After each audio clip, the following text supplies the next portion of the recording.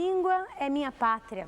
A frase de uma música de Caetano Veloso é uma boa definição do que é a língua, uma das principais características da identidade e da cultura de um povo.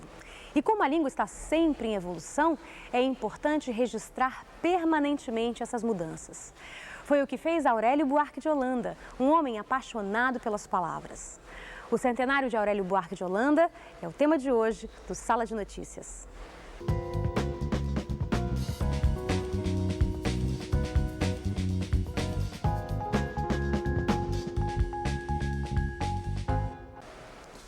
Aurélio Buarque de Holanda foi crítico, ensaísta, tradutor, filólogo e lexicógrafo. Foi também o criador do novo dicionário da língua portuguesa, popularmente conhecido como Dicionário Aurélio. Desde a primeira edição, em 1975, o Aurélio é um dos dicionários mais utilizados e ajudou o brasileiro a ser um usuário mais consciente do próprio idioma. Aurélio Buarque de Holanda nasceu na pequena cidade de Paços de Camaragibe, Alagoas, no dia 2 de maio de 1910. O interesse pelas palavras surgiu na adolescência, quando ele, aos 14 anos, tornou-se professor, o que só ajudou a aumentar o interesse pela língua e pela literatura. Presumo que sou o mais antigo amigo dele. Eu tinha, naquela época, 14 anos, estava iniciando, vamos dizer, a minha carreira literária, né? E ele tinha 24 anos. Antes de ser amigo do meu querido Aurélio, eu fui aluno. Formado em Direito em 1936, Aurélio fez parte de um grupo de intelectuais que exerceria mais tarde forte influência na literatura brasileira. Entre eles estavam José Lins do Rego, Graciliano Ramos e Raquel de Queiroz. O Aurélio era um jovem aspirante a escritor. Naquele tempo, Alagoas, Maceió não tinha nenhuma biblioteca pública. De modo que ele foi encarregado pelo interventor federal daquela época, era em 1938, né, para organizar uma biblioteca pública. De modo que uma coisa curiosa é que às vezes ele ia de casa em casa pedindo livros. Maceió tornou-se pequena para os objetivos literários de Aurélio e o escritor mudou-se para o Rio de Janeiro em 1938. Trabalhou na imprensa carioca, publicando contos e artigos, e conheceu a elite dos grandes escritores da época, como Manuel Bandeira, Vinícius de Moraes, Afonso Arinos, Murilo Mendes e outros. Naquele tempo, o Rio de Janeiro era uma cidade, quando eu cheguei, era uma cidade muito diferente da cidade de agora, né? Era durante a guerra, né? O Rio estava cheio, invadido por alguns estrangeiros, muitos estrangeiros, e havia uma vida social muito intensa. E depois ele foi convidado por uma editora, a Editora Civilização Brasileira, para, vamos dizer, participar,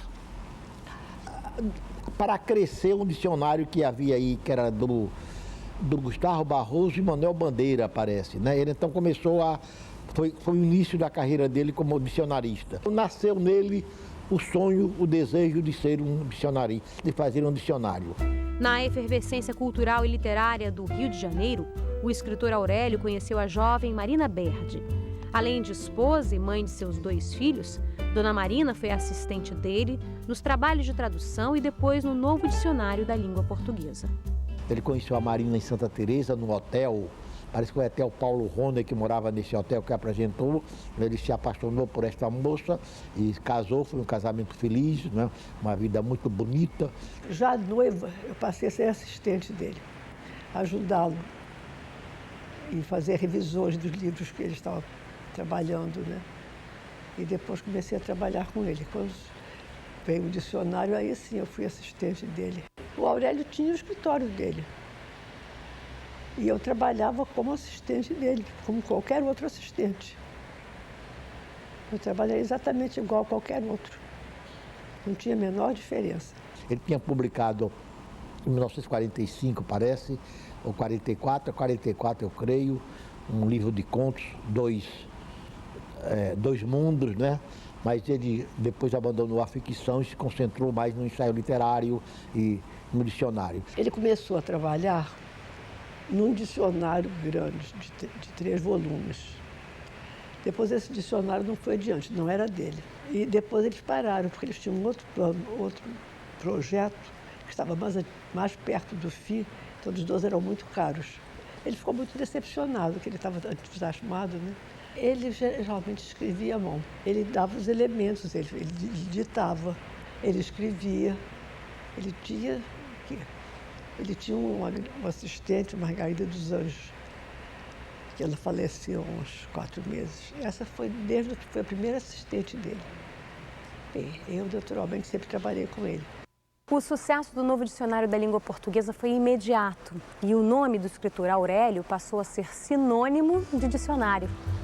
A primeira edição, de 1975, saiu com cerca de 80 mil verbetes.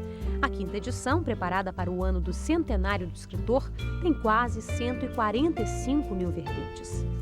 Para construir o dicionário, Aurélio buscou os mistérios e as sutilezas do português e introduziu 2 novidades: o registro do português falado pelo povo e o português literário. Hoje, o português é a 5ª língua mais falada no mundo, num total de 260 milhões de falantes. O último levantamento da Academia Brasileira de Letras mostra que a língua portuguesa possui mais de 356 unidades lexicais.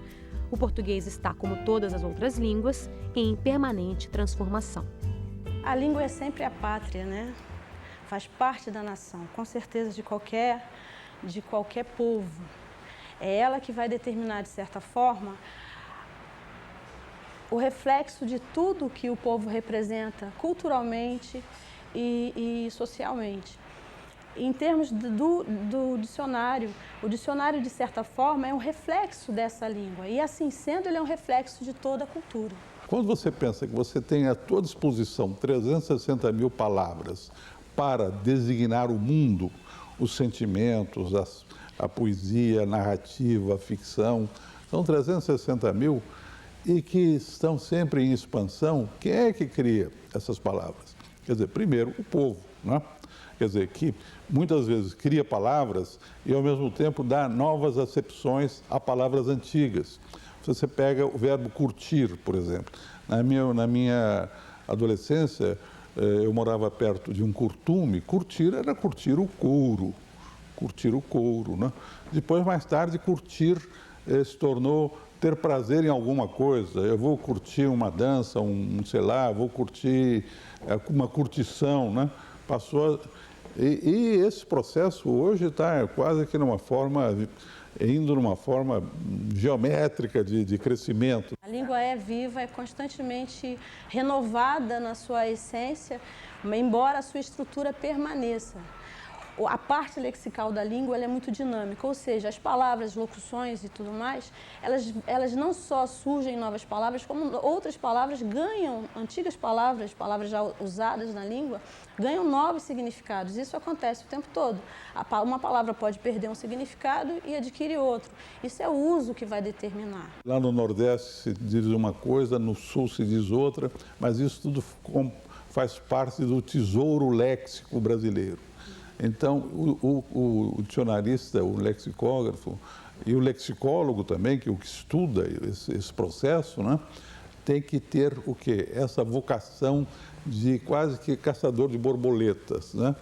Palavras que vão surgindo aqui e ali. A busca da palavra, a busca do conhecimento é sempre um trabalho de aquisição.